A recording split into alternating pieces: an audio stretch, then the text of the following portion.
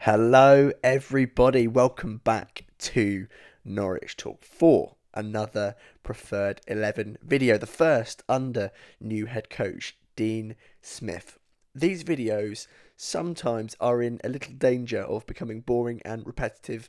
My goodness, this is probably the most interesting it's going to get. Obviously, as we all know, Dean Smith appointed head coach of Norwich City. A new era has begun, a new wave of excitement has taken over most of us. The first thing I do want to say, actually, before we get into the lineup, is what I'm looking forward to about Carrow Road is going and not sitting there thinking of different ways how we could be humiliated. I'm looking forward to going and hopefully seeing a competitive outfit. The bar at the moment, now, most of us obviously weren't at Brentford, so the bar is still very, very low for football scene in the flesh. So Dean Smith has not an easy job on his hands, but I don't think he can get much worse. Famous last words: if we play worse, you have every right to come here and abuse me. Although not really, but you can if you want, I don't mind. But straight into the lineup, which is going to be interesting. Now, the first thing we know is Dean Smith likes a 4-3-3, 4-2-3-1. All of my information on Dean Smith so far has come from the Pink and Connor Southwell. The coverage, sort of media-wide, from local media, that is, has been sensational over the past couple of weeks. So thank you very much to everyone. Because it's been really informative. As I said, most of my stuff has come from the Pink and Connor, Dave Freezer, Paddy as well, all doing a superb job. But as I said, 4-3-3, 4-2-3-1. I'm going for a 4-3-3, although I think someone delivered quite a good line saying they're basically the same, which they are. But in terms of the graphic, 4-3-3, there you go, that's enough waffle. Tim Krul in goal. I don't think I need to really justify that. Tim Krul in goal. There we go. He's very good. Hopefully, Dean Smith can improve his passing and make Norwich's life a little bit easier, or figure something out where he's got options closer rather than trying to clip balls over, because that's not really his specialty, is it? Although as a shot stopper and leader, superb. Left back, I am sticking with Brandon Williams, mainly because I want to continue a bit of momentum from Brentford. I thought he was absolutely superb, to be honest with you. And the main sort of difference between Yanulis and Williams at the moment for me was Brentford, and that he was really, really good.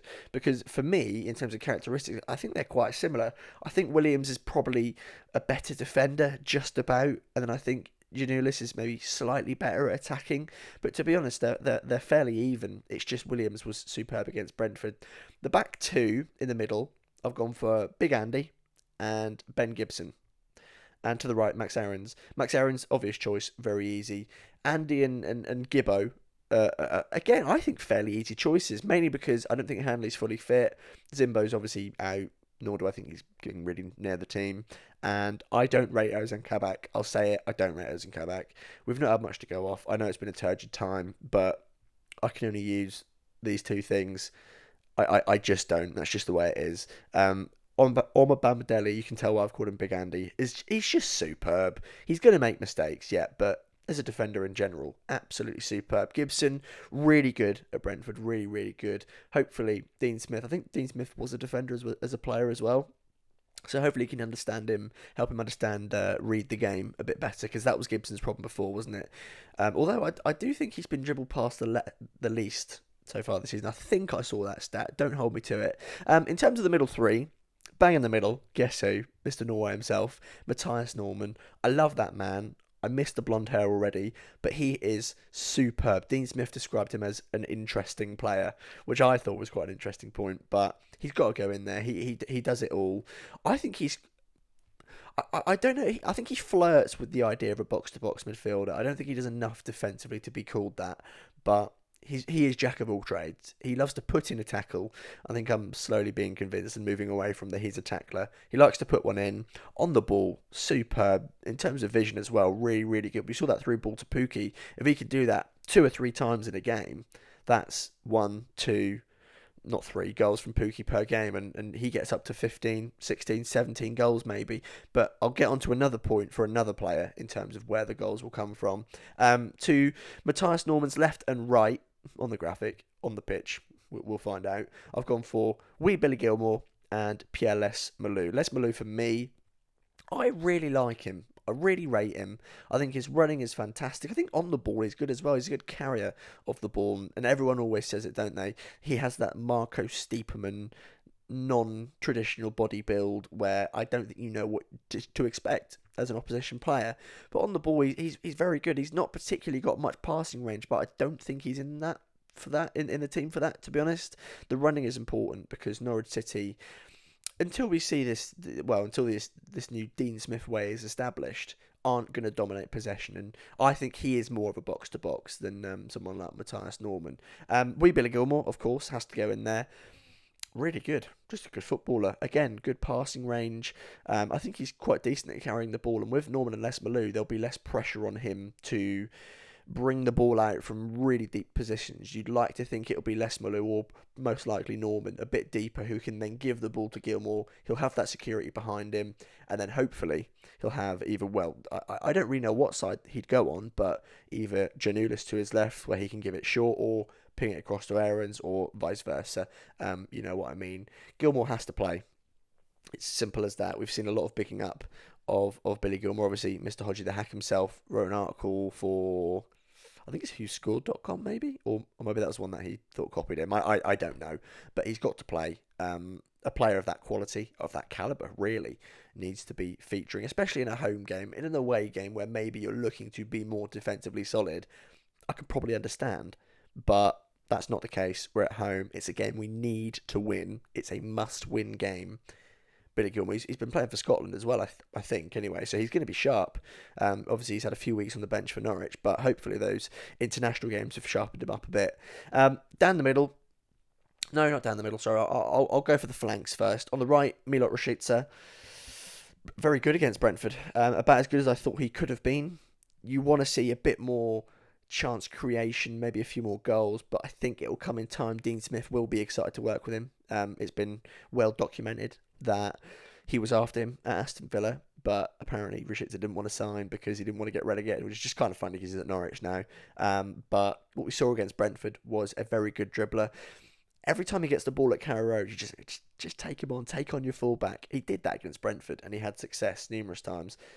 You think of that one clip before the goal where he just spins Sergi Canos round and round, crosses it in. Cross wasn't brilliant, but the ball comes out, and to be honest, Rashica can claim credit for being a massive part of that goal.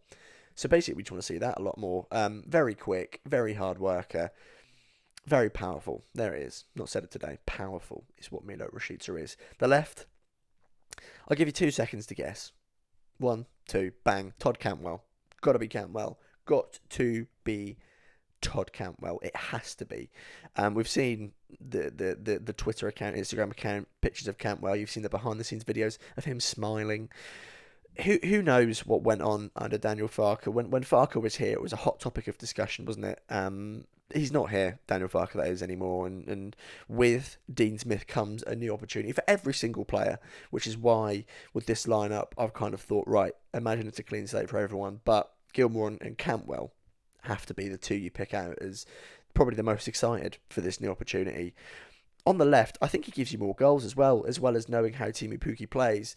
This team, as I say, I'll always say this, needs to be based around providing goals or chances for Teemu Pukki. With someone like Cantwell, you get goals as well. He's a very good finisher. I think it was 6-7 goals in the Premier League last time in his debut season. His debut full season for Norwich, which was phenomenal. And in that season, he got game after game after game. So right now, much like in the Championship, he'll need to get it going pretty quick. I think he came into the fold properly in December, last December, for the Championship season, and he got going pretty quickly. So hopefully he can do the same again in the Premier League. Very good dribbler. His confidence grows, and you can tell it's growing. Hopefully he can have more of an impact than he has done so far this season. I know he's played a couple of times where it's been a bit sideways and backwards. We know there's a player in there. We know he can progress past that. For me, that's why he's got to play, anyway, at the very least. And worst case, you've got Scholes on the bench, haven't you? Who, European European potential, what's everyone calling him? I can't remember what everyone's calling him. I don't know, but it's not a bad option off the bench, is it? Up front, Pukki, got to be Pukki. Love Teemu Pukki. Give him chances. He'll score you goals. That's my 11.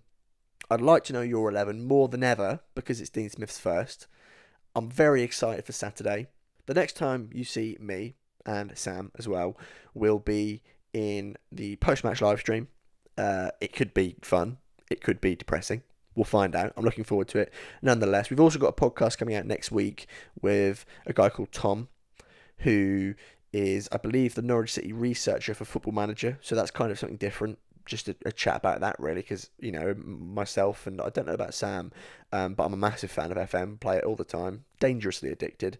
I know some of you are as well from the live streams and the conversations we've had, but that's exciting. As I said, next time you see me will be tomorrow evening with myself and Sam. I'm looking forward to it. I hope you are. On the Ball City, and I'll see you very soon.